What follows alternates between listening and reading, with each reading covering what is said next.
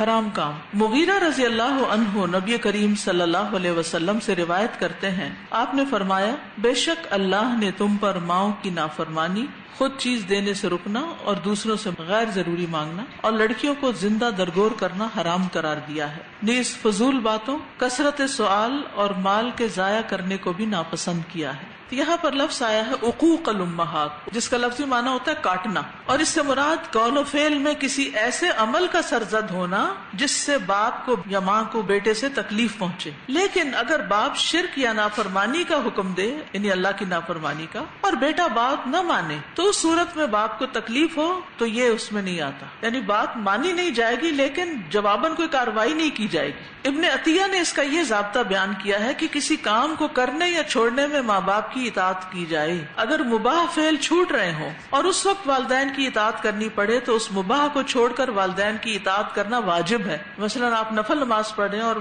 آپ کی والدہ کو آپ کی ضرورت ہے تو آپ نفل نماز چھوڑ دیں اور ان کا کام کریں یا ان کی خدمت کریں، اور اسی طرح مستحبات کو بھی چھوڑا جا سکتا ہے کیونکہ والدین کی اطاعت واجب ہے۔ اسی طرح فرض کفایہ کو بھی چھوڑ سکتے ہیں۔ دو کام آپس میں ٹکرا رہے ہیں، مثلا آپ اپنا پڑھ رہے ہیں، سپارہ ہی پڑھ رہے ہیں، تلاوت ہی کر رہے ہیں، اور امی کے جسم میں درد ہو رہی ہے، وہ چاہتی ہے کہ آپ آئیں اور آپ ان کو دبائیں، تو آپ اس وقت سپارہ بند کر کے آ کے ان کو دبائیں یا ان کو کھانا دیں یا چائے دیں یا دوا دیں، لیکن ان کو اگنور نہیں کیا جا سکتا، نہیں، ان کا حق پہلے ہے۔ لیکن اگر نماز کا وقت آ گیا اور جماعت کے ساتھ نماز پڑھنا فضیلت والا عمل، ساتھ ہی والدہ کو بھی ضرورت ہے، اگر ان کی ضرورت شدید ہے تو جماعت چھوڑی جا سکتی، لیکن اگر معمولی ضرورت ہے تو پھر وہ بعد میں بھی کیا جا سکتا۔ دوسری چیز جس کا یہاں ذکر کیا گیا ہے وہ منعن و ہاتی۔ منعن کا کیا مطلب ہے؟ کسی چیز کو روک لینا، مال جمع کرنا لیکن اس کو کسی پہ خرچ نہ کرنا، کنجوسی کرنا، اور ہاتی کا مطلب ہے اور لاؤ اور لاؤ، یعنی لوگوں سے لیتا جاتا ہے لیکن دیتا کسی کو نہیں، اس سے بھی منع کیا گیا ہے۔ تو نبی صلی اللہ علیہ وسلم نے اس بات کو ناپسند کیا ہے کہ انسان کے پاس جو مال ہے وہ اس میں بخل کرے اور لوگوں کے پاس جو مال ہے اس کو وہ مانگتا رہے۔ تو علماء یہ کہتے ہیں کہ اس سے مراد یہ ہے کہ انسان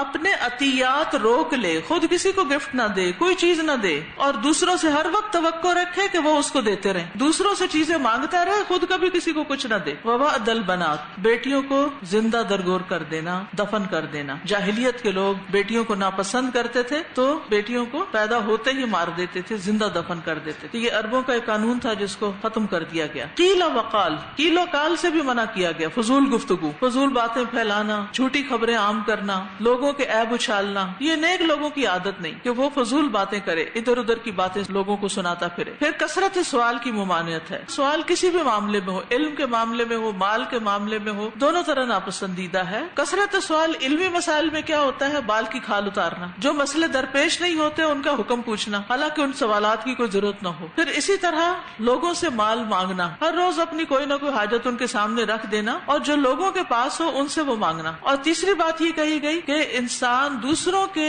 حالات، دوسروں کی ذاتیات کے بارے میں تفصیلات دریافت کرے۔ مثلا کوئی کسی سے پوچھے آپ کے کتنے بچے، پھر دوسرا سوال کرے کتنی عمر، اگلا سوال کرے شادی ہوگی، وغیرہ وغیرہ۔ تو کسی کی پرسنل لائف میں، پرائیویسی میں انٹرفیئر نہیں کرنا چاہیے۔ اور آخری چیز ہے مال کا ضائع کرنا، جب اسراف کرتا ہے انسان، فضول خرچی کرتا ہے، صحیح جگہ پر خرچ نہیں کرتا، اس کو ایسی جگہ پہ خرچ کرتا ہے جس کی شریعت نے اجازت نہیں دی، کیونکہ اللہ سبحانہ تعالیٰ مبذرین کو پسند نہیں کرتا، فضول خرچی کرنے والوں کو پسند نہیں کرتا۔ اب مسئلہ یہ ہے کہ کھانے میں اگر سادہ کھانا پکا ہوا ہے تو اس کو چھوڑ کے بازار سے آرڈر کر لینا، بہت زیادہ نفیس برانڈ کے کپڑے پہننے، بہت قیمتی سواری ہونی چاہیے، ٹو مچ ڈیکوریشن کرنا، اسی طرح کھانا زیادہ ڈال لینا، کھائے بغیر پھینک دینا، ضرورت سے زیادہ کھانا پکا لینا پھر اس کو ایسے بن میں پھینک دینا، چھوٹا موٹا کپڑا ادھڑ جائے تو اس کو سی کر پہننے کے بجائے اس کو ردی کر دینا۔ لیکن نیک کام میں مال خرچ کرنا عبادت ہے، اور اس میں بھی حد سے زیادہ نہیں کرنا چاہیے کہ آپ پھر خود دوسروں سے مانگنا شروع کر دیں۔ تو آپ دیکھیں یہ ساری ہدایات کس قدر فائدہ مند ہے، اگر انسان ان پر عمل کرے تو اس کی زندگی خوشگوار ہو جائے۔